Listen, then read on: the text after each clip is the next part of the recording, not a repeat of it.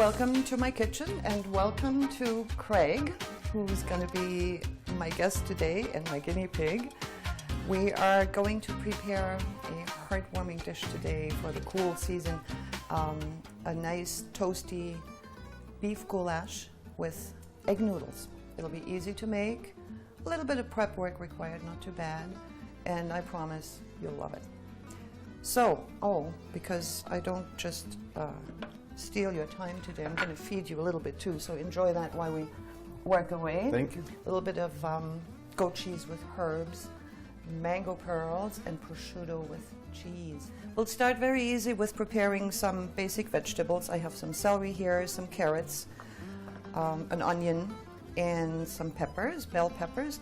All we're going to need for this dish is a nice cut of beef, some bacon, salt, pepper, paprika, and I'm using what's called a bouquet garni.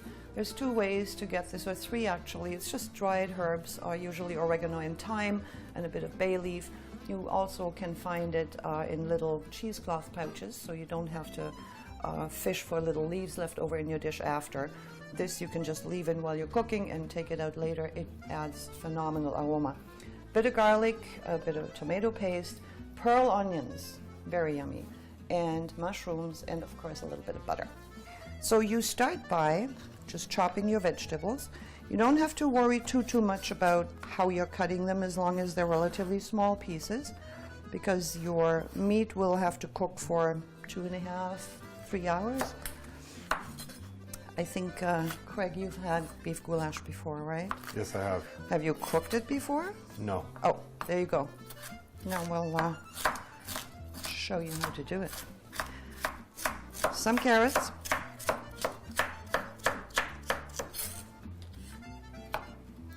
And some celery.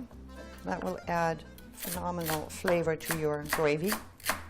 We're going to be sauteing those vegetables in a bit.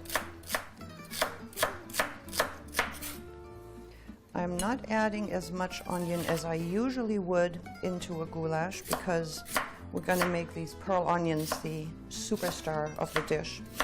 So just maybe a half an onion. And your bell peppers.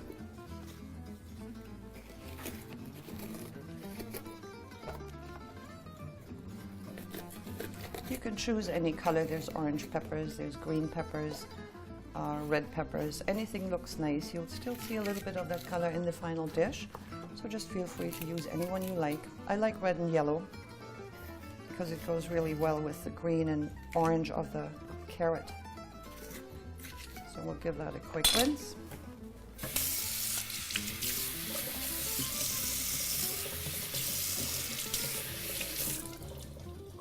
And again, don't concern yourself about cutting it in gorgeous pieces as long as they're all about the same size, a little larger than your carrots and celery, because they cook a lot faster and you don't want them to fall apart. There we go. And we're almost there.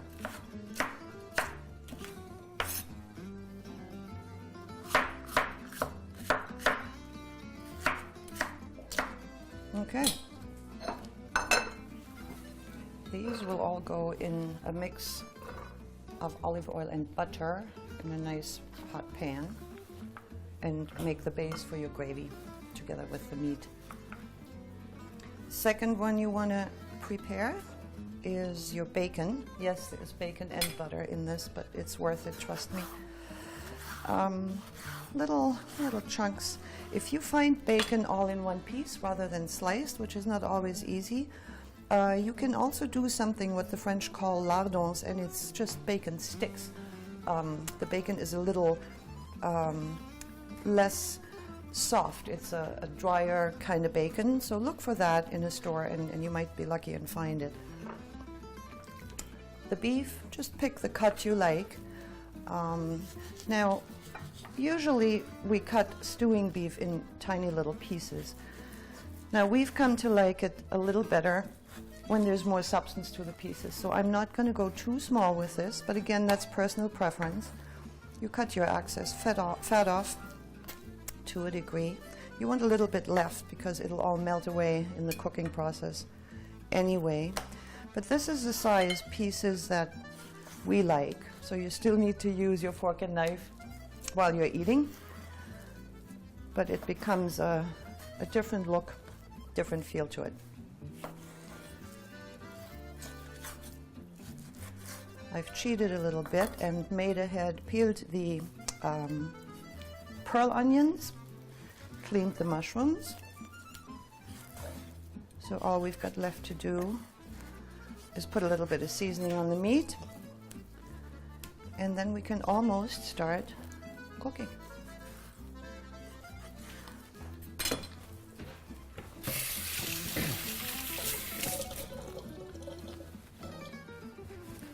Now you can do salt and pepper, always. You can, if you like it, add a little bit of paprika, and I do, because I love paprika. Not too much, because you don't want it to burn when you're sautéing your meat, when you're browning your meat. So that should be good. You mix that around a little bit, and we're all set to go. Now we'll start cooking. Looks great so far. So we'll start with our bacon. We'll go and get it nice and crispy in a pan. Let's move over to the oven. We'll start with a little bit of olive oil.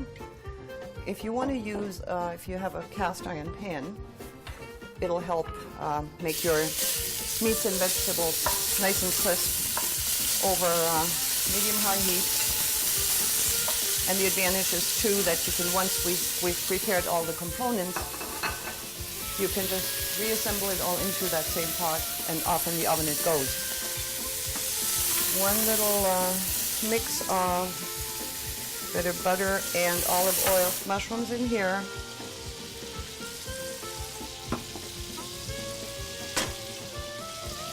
Onions in here. And we want to watch both. High heat under the mushrooms, medium-high heat under the onions. And all you're going to want, and there's a little bit of salt. Once your bacon is all nice and almost crisp, we're going to fish it out, put it aside in a little bowl.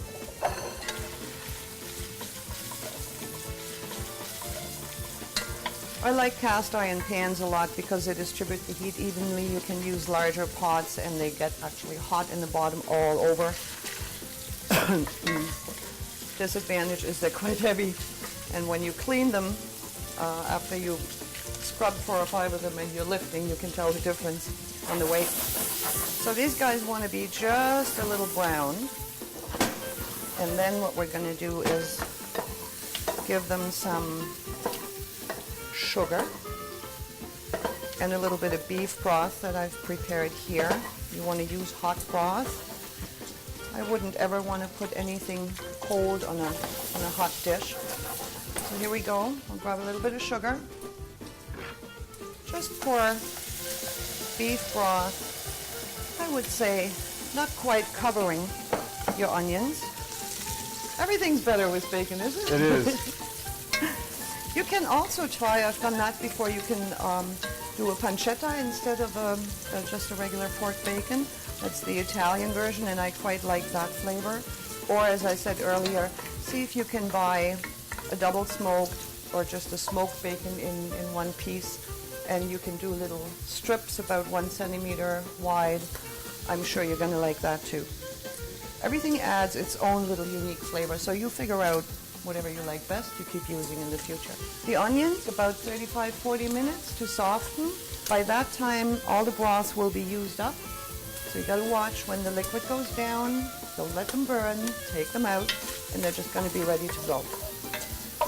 Now we'll take this bacon out, and we'll start browning our meat.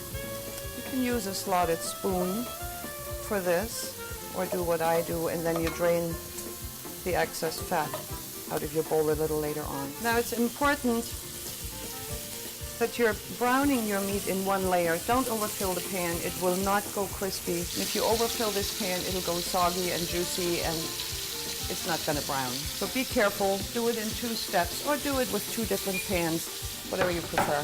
Now these mushrooms look just about perfect.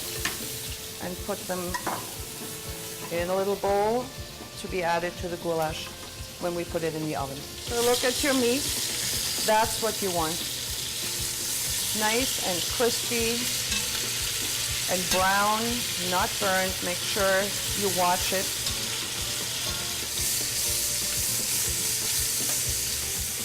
So what inspires you to pick the colors and the layout of this kitchen? Well, it was very easy in the beginning. The kitchen in the house many years ago was very tiny. And I spend a lot of time in the kitchen. We all do. My kids, we all love cooking. So we needed more space, and I was thinking about what would I like. Now you might know I'm a France fan, so Provence is my passion really. And I was wondering if I can bring a little bit of that home, looking for pieces, looking for color ideas and what have you. And I came across, you won't believe this, a pepper mill. And I looked at it, and I knew this is going to be my kitchen. This kitchen is going to be built around this pepper mill. And that's exactly what we did. So everything that came together bit by bit was thinking with the thought of that pepper mill, the color of it, the shape of it, the fact that it's a pencil, really. It's wood. I like natural wood. I like pencils, believe it or not.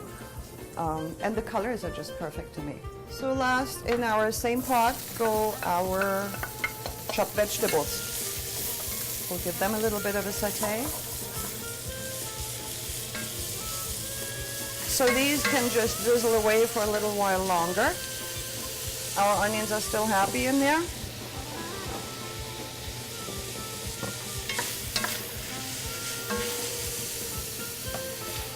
Here are our pearl onions, and you can tell they turned out just perfectly, nicely caramelized. This is what you want. You don't want to stir a lot because you're going to loosen the skin around the onions. They're going to fall apart. They're quite tender now. So just leave that alone for 1 little second. We're going to now put our meat and all the other goodies back into the pan. Now this is the best part, because once you're done that, you're done. The meat goes back in, a little bit of flour across that meat, and we'll stir that in nicely. What that'll do is later on, when it's happily simmering away in your oven, the flour will bind the juices together so it turns into a nice velvety, delicious gravy. Give that a bit of a stir, and you can see lots of aroma left in the bottom of the pan. So we'll deglaze that with a beef broth. And you want it just about almost covered. That should do. Depends on how much gravy you're going to like in the end. And then everything else we prepped ahead of time, those yummy caramelized onions, they will go in.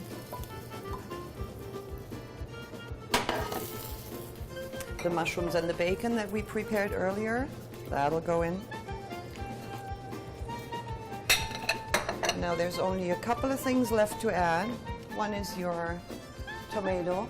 Just a couple of tablespoons will do. You don't want it to taste tomato-ish, but it'll give it some depth. Nice flavor for gravies. And your bouquet garni, those nicely dried Provençal herbs that will help the sauce to taste. When you close your eyes, you might be just in France for a little while. We're putting in a nice fruity bit of red wine. Will sure not hurt the flavor of the sauce. And I've discovered I'm adding just a touch of a red port. We've all come to love that. You'll taste the difference. It'll be yummy. So there you go. This is it. And the lid goes on and your work is done. And off we go. We move all this into the oven. I've set it, preheated it at about 355 Fahrenheit. Not too hot because this is going to stay in there for 2 hours, 2.5, 3. You're going to check your meat. We're going to figure out when it's nice and tender and when it's ready to go. So that's it for now. All we've got left to do is cook our pasta to go with it. I'm getting hungry, are you? Oh, I can't wait. My mouth has been watering the whole time. Good, mine too. Okay, so let's get these egg noodles going so you and I can have a taster. Sounds good. It won't take long. We've got our water boiling. And here we go. I noticed you just put salt in the water with the noodles. I usually use oil or butter. What's the difference? I see that a lot, and that might work just fine. I've never really seen a need for it. I've tried it. It depends on what you use your pasta and how quickly you use it. Here we're going to just put a tiny bit of butter on the pasta. When it comes out, we'll melt some flakes on it, so that'll keep it from sticking. I really don't see a huge advantage, but there's nothing wrong with doing that at all. It's personal preference. So it won't be long, and we're going to be back to taste the goulash with the beautiful egg noodles.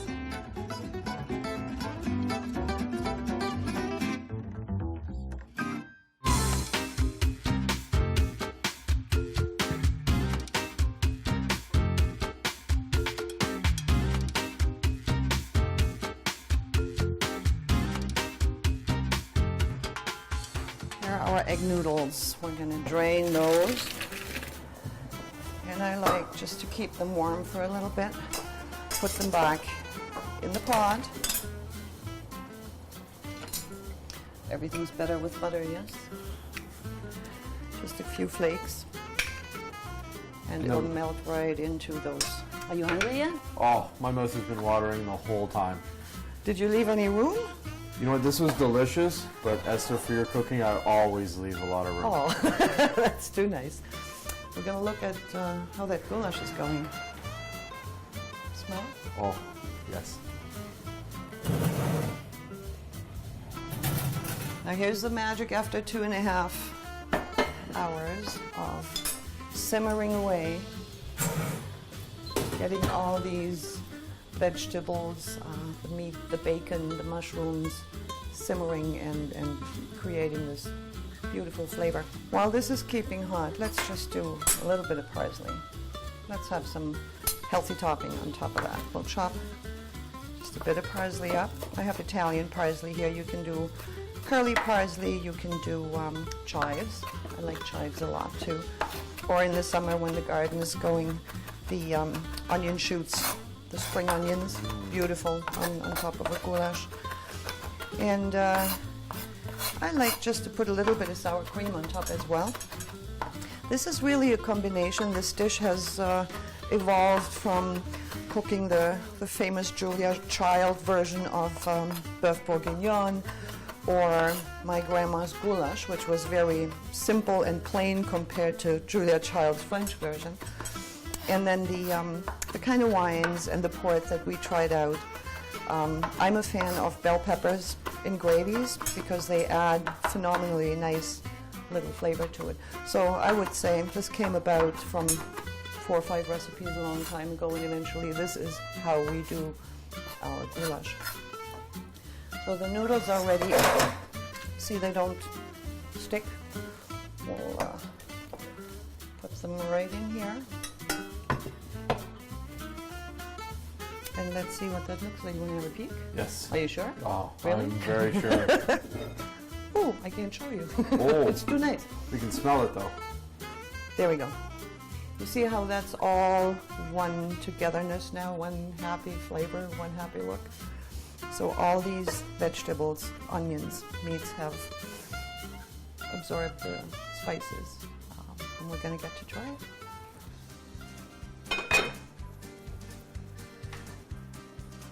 Now let's see. I think we're just going to put some of this in the middle. Make that look as pretty as possible. Put a little bit of noodles around the corners, the edges. Are you sure you want to eat? I'm very sure. Good. Just a little. Now I see what you're scooping out the sour cream, the spoon's got an odd shape. It does, doesn't it? Where did Do you know what that? this is? No, I do not know. Neither did I. I found this in France at a flea market, antique market, and I love the old, heavy French silver. And I had to ask the lady, what is this? I think this is odd. And when I tell you, you'll go like I did. Oh, yeah, right. It's a baby spoon. It's to learn how to eat. I'll have to wash that off and show you because I find it so intriguing. We lose some of those good ideas from a long time ago. See how that's kind of narrow in the front? Yes. So, of course, when little people learn to eat, all they can do is grab something like this, which hopefully with age we don't do anymore, as we learn to do better. But doesn't it make sense how this is narrow and it goes into your mouth without going all over the place? So it just guides the food into the baby's mouth. Very interesting. Isn't that one cool piece? I loved it. I had to have that. And it comes in handy. Okay, here we go. A little bit of parsley. Does that look good to you? Looks fantastic. Yes? Okay. I have to admit, I'm looking forward to it now as well.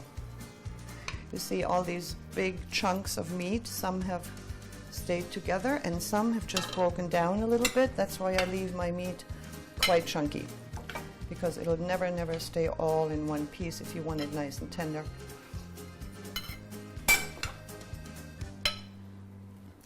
I can see the caramelized onions in here. I'm looking forward to those. Baby spoon sour cream. What a fantastic spoon. I love it. And a little bit of plastic. You gotta have some fun while you're working, you know. It's beautiful, I find, when you find useful things Yes. that you actually use every day, and they're cute and pretty and they're special. I love that. That's what the flea markets do for me. So here we go. Why don't I let you try first? Thank you. So everybody's watching you now, Kraig. Go for it. I want to know this how you looks like so it. good. Oh, and I got an onion here.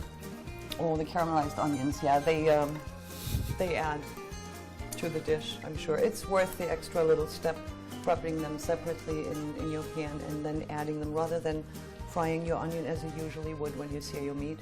Wow. You like it? That is fantastic. I don't want to stop. Well, keep going. Oh, you try I'm yours. going to try mine too because I want to know if it's as good as I hope it is. It's better. So that it's better. The beauty of this too is that you can make it ahead. And like we said earlier, heat it up. It doesn't get worse, it gets better. That works. For me. Fantastic. And with our busy lives, and we can put this in a slow cooker while we're working away. You could probably do that too once everything is assembled. I'm talking with my mouth full. You could probably try that, yeah. Oh. Yeah. This is comfort food. This is coming home from a nice long walk in the cold and being really, really hungry. I bet that'll do the trick. So we had fun. Kraig, thank you so much for coming. Well, Esther, thank you for having me. It was great. Thank you for watching, and I hope you had as much fun as we did. We'll see you soon.